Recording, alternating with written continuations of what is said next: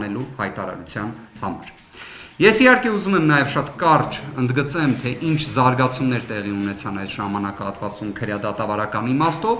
իմ գործընկերների կողմից, փաստաբանական թիմի կողմից անհապաղ ներկայացվել էր հատուկ վերանայման բողոք, այլ կերպ ասած վերաքննիչ բողոք,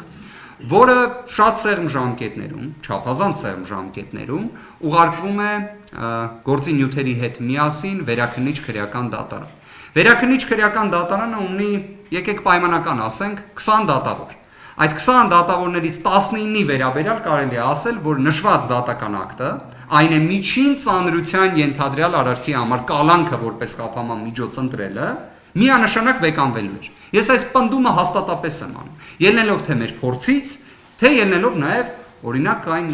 բարձրաստիճան իրավապահների հայտարարություններից, որոնք հնչում են ընդհանրապես խափանման միջոց կալանք եւ միջին ծանրության ենթադրյալ հանցանքների դեպքերում։ Բայց կար մի դատավոր, որի վերաբերյալ իհարկե ունեինք վերապահում եւ կարծում եմ ամբողջ մասնագիտական հանրույթը ունի այդ վերապահումը։ Դա դատավոր Արմեն Դանիելյանն է։ Եվ Սամվել Կարապետյանի գործով ներկայացված բողոքը իհարկե պետք է մակագրվեր Արմեն Դանիելյանին, քանի որ այլ դատավորի չէր կարող դա մակագրվեր։ Քանի որ մենք խոսում ենք քաղաքական հետապնդման մասին, տրամաբանությունը պետք է լինի դրա շրջանակներում։ Բայց ինչ է տեղի ունենում։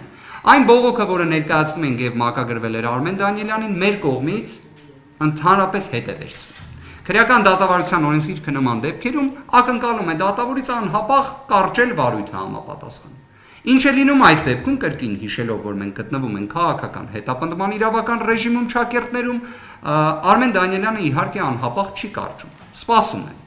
Սպասում է ինչին, իմանում ենք հետագայում, որ դատախազությունը ամբողջությամբ բավարարված միջնորդության պայմաններում ներկայացնի վերաքննիչ բողոք։ Եվ այդ պայմաններում Արմեն Դանիելյանին ընձեռի հնարավորություն չհեռանալու այս վարույթից։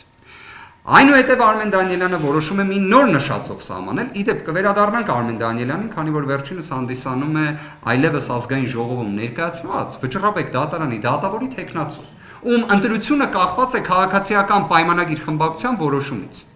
Վերադառնանք դեռ այդ հարցին։ Արմեն Դանիելյանը որոշում է, որ պետք է վարույթ ընդունի, թե դատախազության ներկայացված հաստատի առանց առարկայի բողոքը, թե նաև այն բողոքը, որը մենք ներկայացրել ենք եւ որից հրաժարվել ենք։ Այսինքն Արմեն Դանիելյանը կարողացավ նույնիսկ հաստատի հրաժարված բողոքը ընդունել վարույթ եւ միատել դատական ակտի հրապարակման օր նշանակել հուլիսի 4-ը։ Այս իրադարձություններին հաջորդեցին իհարկե մեր կողմից նաև բացարկի միջնորդություններ ուղղված դատավորին եւ կարող եմ ձեզ ասել, որ բացարկի միջնորդության մեջ օգտագործվել էին բոլոր այն աղմկահարույց գործերը, որոնցում Արմեն Դանիելյանի ճակերտավոր արդարադատությունը տեսել էինք բոլորս, եւ իհարկե նաև գործընկերոջս կողմից, պարոն Արշակ Վարդանյանի կողմից նաև ներկայացվել էր շատ հետաքրքիր միջնորդություն կառուցված այն տրամաբանությամբ, որ ի վերջո Արմեն Դանիելյանը կախվածություն ունի իր այսպես ասած կարիերայի աճի մեջ քաղաքացիական պայմանագիր խմբակցությունից, այն նույն քաղաքացիական պայմանագիր խմբակցությունից, որը գրեթե ամեն օր խոսում է Սամվել Կարապետյանի մասին։ Հիմա այդ պայմաններում ոնց ինքը կարող է անաչառ դիտորդի աչքերում ընկալվել անաչառ,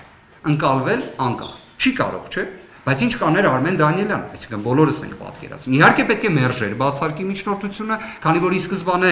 վերջինիս այս գործը քննելը ծայրահեղ անհրաժեշտություն էր։